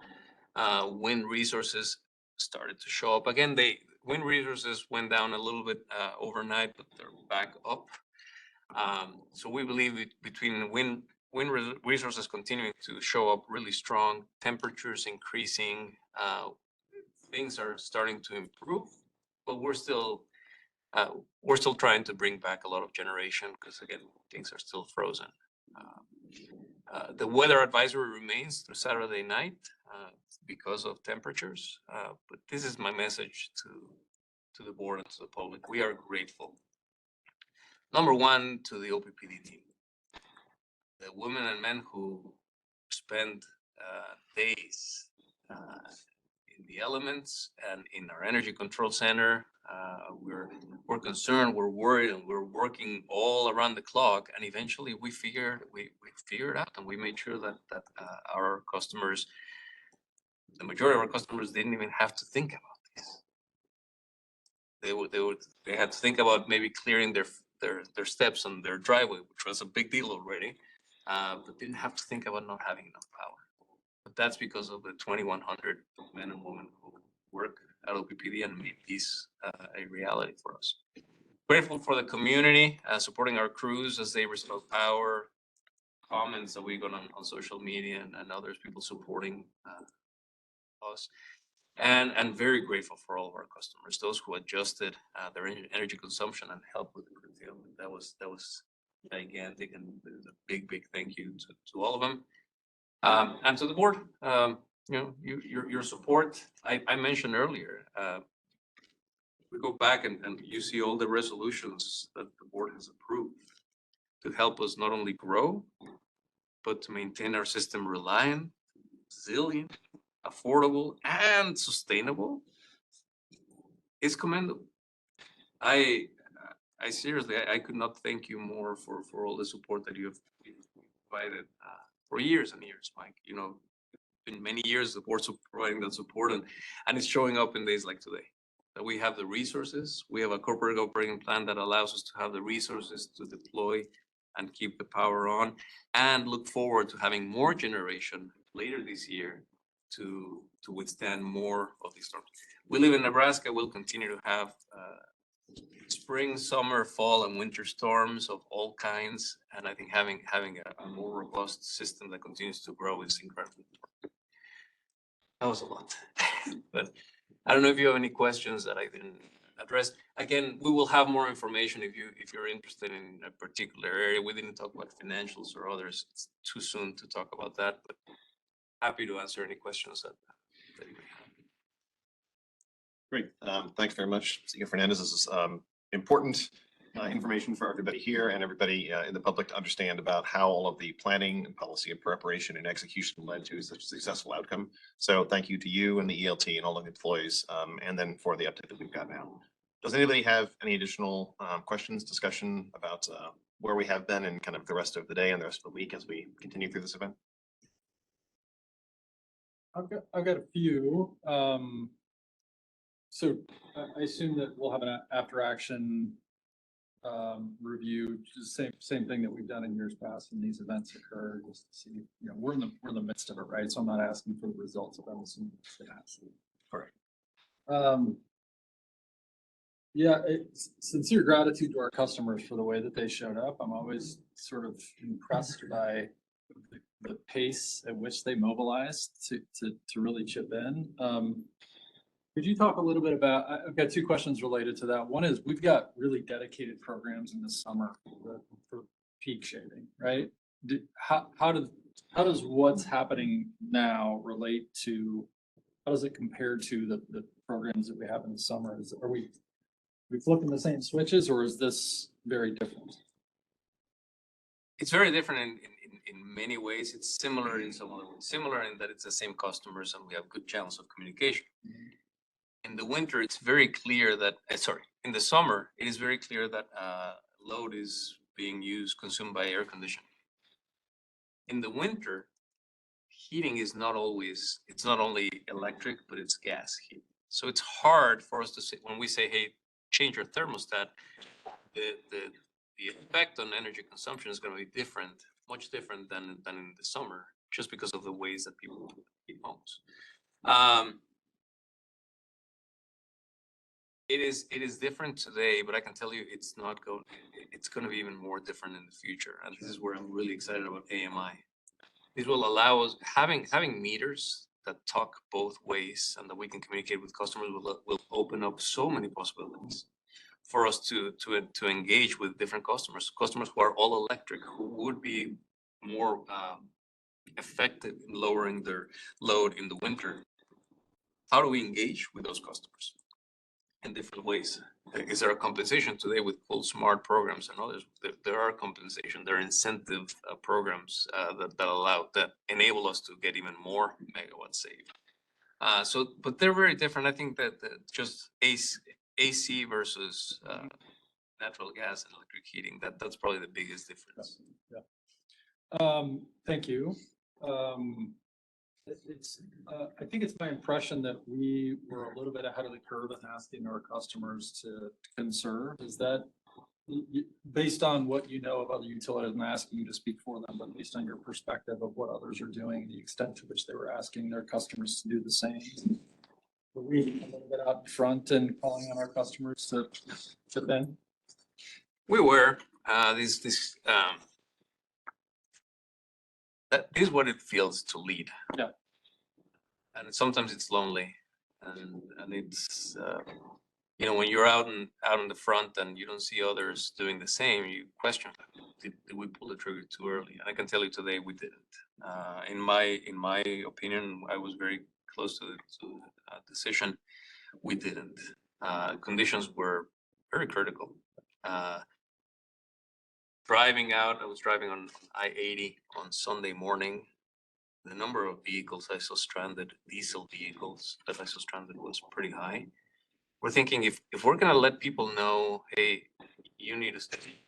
You have diesel generators. If we need you to conserve, when it's -40, we need to let people know it well in advance because your generators may not start and your vehicles may not start. It was important for us to give enough notice well in advance, considering the deep low temperatures that we're facing. I really can't get into a lot of details in public discussion, but I can share with you these. I talked about the very significant volumes of energy that the Southwest Power Pool was importing. This is all public information. We were importing a lot of energy from other regions. When there's enough generation in the region and all you're worried about is not losing generators and making sure that you can make up for generators that you lose, and you have spinning generators ready to turn on, that's a very different scenario. When you go from one emergency level to the next, you have hours. When you begin the critical period with so much of your generation already offline, when the temperatures are so cold, when the river is frozen, and you see so many imports coming from other places of the United States, it really doesn't take that much for the system not to have enough power to balance. So instead of having hours to react, our interpretation was we may only have minutes to react. And it was important for us to be responsible and share out, hey, it's important if you can start conserving, we would appreciate it. Now, Monday morning quarterbacking, if I go back and say, well, thankfully we were able to remain aligned, planned outages necessary. But if we had to enact that option, from my perspective, it was very responsible to go out and let people know ahead of time when we'll never be able to prove that negative, right? But that's what went through my mind, making sure that we let people know when we need them to save energy, not too far ahead of time, but just hitting the right spot in my mind. I think OPPD did a really nice job. We shared a lot of our information, a lot of our press releases, as right before we went out, we shared those with other utilities. They were grateful, and some of them used some of those same talking points and shared them. But I understand not everybody shared at the same time. That's their prerogative. I feel comfortable in the way we shared it, just because of the severity of the temperatures and what could happen if we don't share fast enough and we lose power with those temperatures. Well, I'll just say I, for one, appreciate the proactive approach. It is an uncomfortable position to be in. I can imagine, to be out first, to be alone for a moment as we're doing that, but I think it was the right approach. And again, like, I continually impressed with the way in which our customer owners view us as a partner, and that goes back and forth, right? There are instances when they're stepping in to help us as well. My last question is, I was looking at the SPP's grid conditions website and always kind of tracking along what they're communicating, what they're anticipating, and deciphering what that looks like. But what I noted was, for the last 2 winters, they've got their sort of after action reports, right? So the storm of 21, storm of 22, and I would imagine that this time next year we'll be looking at a similar report for 23. So and maybe this is a rhetorical question, but I mean, is this the new norm? We've had 3 consecutive years where we've had these really significant cold snaps. This one lasting, I feel like, much longer. That's part of the challenge. But I mean, for planning purposes, is this part of what we're assuming is the new norm as we plan for near-term generation resource additions? Is that fair? It is fair. I'll give you my very, very brief perspective, because we could go hours on brief perspective on these. We are undoubtedly seeing effects on our climate. Climate has changed us. We can debate and discuss what caused it. The board has a very specific statement that it's human-made. Others may not share that, but it's here. Climate has changed on us. Electrification is happening at a pace that it hasn't happened since the 1970s with the advent of air conditioning units. I am seeing these not only at OPPD, but I'm seeing these nationally with other utilities across from coast to coast. resource adequacy is a very, very large concern. While electrification is happening across the country, are we keeping up with building new generation to meet that demand? And are we building new generation that now can withstand these type of events? It's concerning. We had the river froze on us last year. Different type of freezing, but it froze on us. This year it happened again. Will it happen next year? I don't know. I hope not, but trend continues. It's likely that we will see this happening in the future. Cliff Fleener is not here with us. He's listening online, but he and I have had many conversations about. Cliff is our Vice President of Sustainability and Environmental Affairs. Watching, fine. We talk about how important it is for us to mitigate more climate change and sustainability through greenhouse gas reductions, but we cannot obviate the fact that it's already here. So we have strategies to mitigate more change happening to us, and that's part of our net zero commitment to 2050. But we also have to do adaptation. It's climate change adaptation. And that is happening not only in our industry, but the insurance industry. Right? Down in Florida and other places where you see hurricanes and flooding, industries are having to adapt as we speak because of challenges that are brought to us by a changing climate. And it's exactly the same thing with us. So it's very important for us to, as we're planning our future investments and our future operations, how do we continue to mitigate these risks that are coming to us? You have utilities on the West Coast that are mitigating risks of forest fires, and those are happening faster and more widespread. Here, we didn't have forest fires. We had tornadoes to worry about, floods to worry about. Now we've added one to the list, which is river freezing to worry about. And so I think being nimble, having a really good risk management program that allows us to think ahead and how do we mitigate those risks? Trying to eliminate them, on the other hand, but the risks are here too. And I think that was the point that I was trying to make earlier. Make it again. It's that diversification of our generation fleet is probably one of our strongest tools we have to mitigate and adapt to the change that we're already seeing, and enable growth. Right?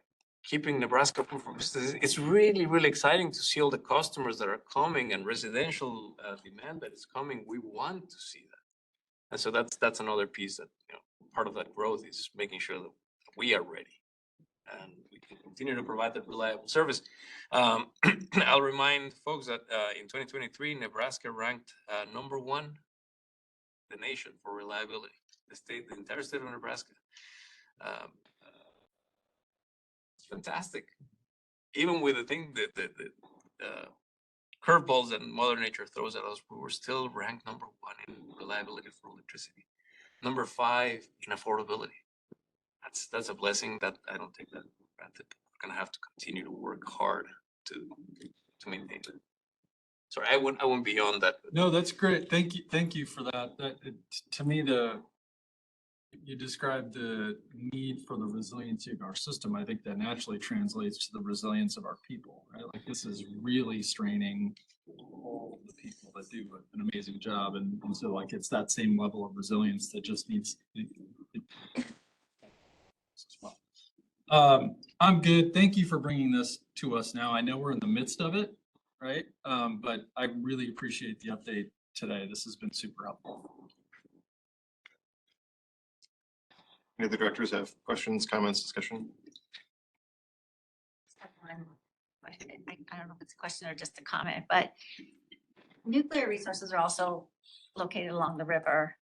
Would they have the same challenges that we have with our coal plants, or is that different technology? So I mean, I know it's, they rely on the river. They need a lot of water, and we used to have a nuclear station up north.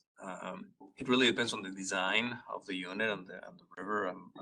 We have another nuclear station in the state. It's not ours, and they operate well. I don't think that unit was ever at risk because of the depth of the river, the flows of the river. That all has to be taken into consideration. It's very important. That's a very important asset, and we're very grateful that the Cooper station stayed online and great partnership with MPPD.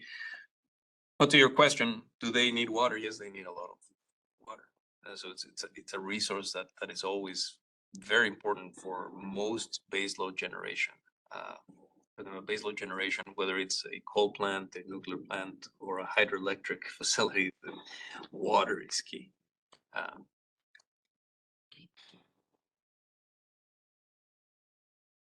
A couple points earlier, you mentioned that at one point we were experiencing significant outages to our own baseload generation, and you talked about the power flows into SPP. Can you comment a little bit about the value of SPP to us as an individual utility during this event, specifically based on our conditions? Because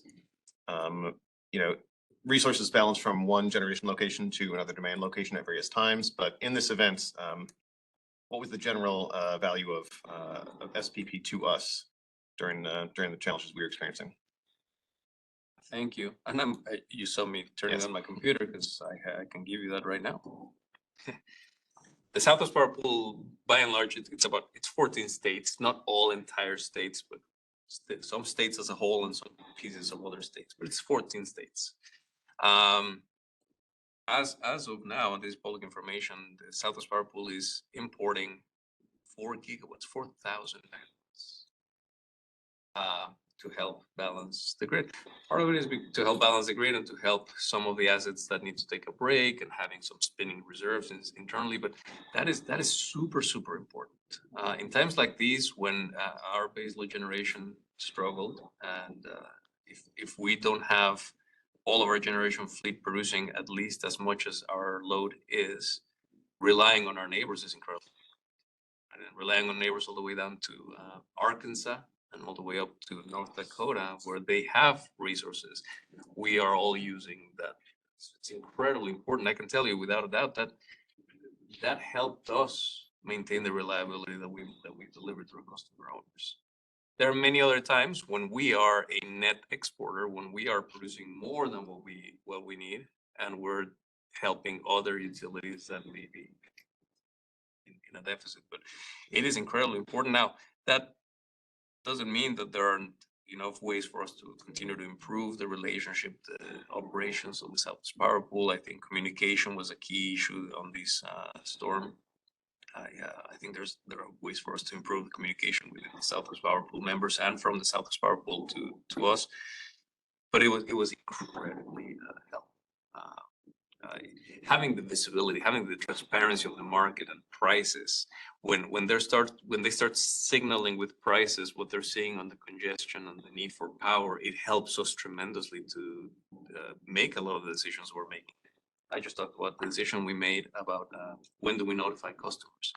That was heavily informed by a lot of the information that we were seeing that was way outside of our service territory that helped us make the decision that it was important for us to notify our customers early. But long answer to your question, SPP was very important. Yeah, in past events, we have been able to generate and provide assistance to others when they needed power. And in this event, we were significantly benefited by SPP and our connection to other utilities and to other states. I think it's I guess I just wanted to make sure that we're clear about the benefit of SPP, because there have been discussions in the past about well, are we really always helping others out? What's in it for us, essentially? But in this example, the benefit of SPP to OPPD and our customer owners was extremely significant, as generally. You got it. And I think that this is a really good point. Winter storm, you were in favor of 2021. We've talked about this many times. We had more generation than what we needed. We were exporting, we were helping others. This time around, for a very long period of time, it was the other way. That's the benefit of being part of a regional transmission organization and a power pool that helps all users. Great. Yeah, thanks. I appreciate that clarification. And again, in the after action report, I'm sure we'll hear a little bit more about specifics related to that. But understanding the benefit of those shared resources is important to us and to the broader public as well. I'm checking my notes to make sure that my team is agreeing, and please feel free to chime in if I missed anything. And I appreciate how you, well, you're talking about OPPD. This was a regional situation. One last comment, if I may. And I talked about, sometimes leading feels lonely and you're out there and you're the first one to communicate, you're the first one to do things. I would be remiss if I didn't talk about how amazing it is to have an organization with the culture and leadership with the board and other ways that we have. We've been leading on this conversation for years. If you remember in 2017, 2018, we started talking about the need for more generation. And to my knowledge, we're one of the few, if not the only utility in the region or in our neighboring region that is about to deliver 700 megawatts of new generation this year. We're not just starting to talk about it. We started talking about it a long time ago, and I'm pretty sure I know it felt lonely back then because we were one of the few who was talking about that. And we're talking about the challenges we have today, and we already have direction from the board to go out and build more generation. It feels lonely sometimes because I don't see others necessarily doing that much. I know they are planning. I know they are concerned. They have very good leadership, but it's something that I want to highlight here. It's something that makes me very proud of focusing on that. How transparent and how we're moving forward. We're delivering results, and I almost said I'm looking forward to next winter. I'm not. But as next winter arrives, I really look forward to coming into next winter with 700 megawatts of more generation than we did this year. That's thanks to the leadership and the employees at OPPD that are making that happen. Great. Well, again, Other things I'd add as well as it relates to that additional generation coming online. Management team and the board approved additional engineering as well as backup fuel for events like we've got today. So that's an important piece as we think about moving forward. Really appreciate the foresight that folks have had to think about how we position for events like we're in the middle of right now. Thank you for that. great. Well, I don't think we have any other questions or discussion, but again, appreciation to you and the executive leadership team and all the employees for the ongoing work in extremely challenging circumstances. I know the work is not over yet today or even through the end of next weekend, but appreciate everything we have done. And to our customer owners, I think the outcomes were as positive as we could have hoped under, again, extremely challenging weather circumstances. So thanks very much. And kudos to everyone who continues to do the great work even right now while they're not in the room and they're out of the facilities and keeping the lights on. Appreciate the adjustments in the agenda for today so that we could have this discussion because this is important for people to have the most up-to-date and available information at the time. So as we highlighted, we'll have a more in-depth report later, but people need to know what has been going on. This is very helpful. So with that, we do have two additional items at the end of the agenda that have been kind of slid around a little bit. The board work plan discussion. And so here is the work plan, difficult to read from where we're sitting now, but available online. And we talk about this in each of the committees. Do any of the committees have any specific updates that we need to make to the board work plan other than what we've seen on say on the screen or have had available in past discussions? I did mention during the governance report that SD 12 will come.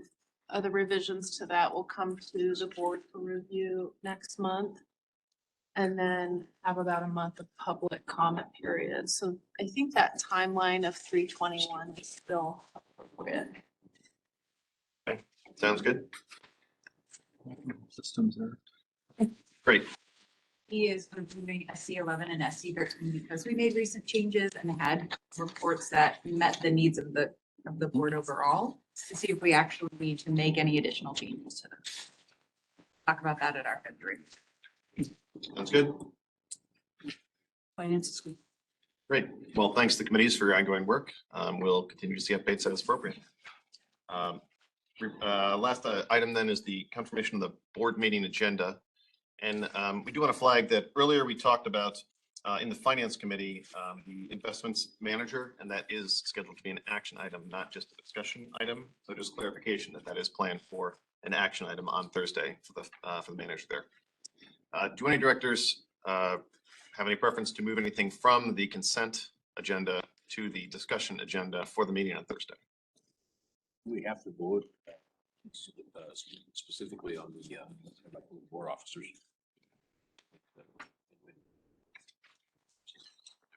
That are all. It does not have to be a separate item. It just has to have a roll call vote. So doing it via consent would work.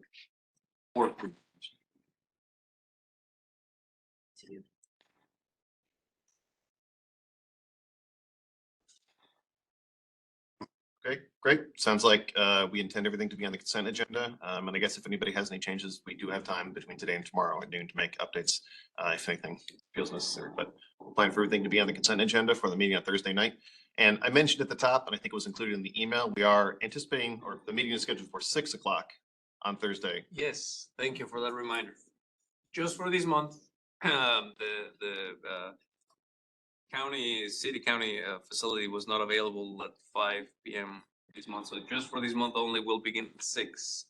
But for the rest of the year, we already have a reservation to begin our regular. Okay. So everybody clear on that? Should be relatively short. Should still make it home plenty of time. But 6 o'clock, not 5 o'clock on Thursday. Great. We do not have any additional discussion or update items today. So with that, we are adjourned. Thanks, everyone. Thank you.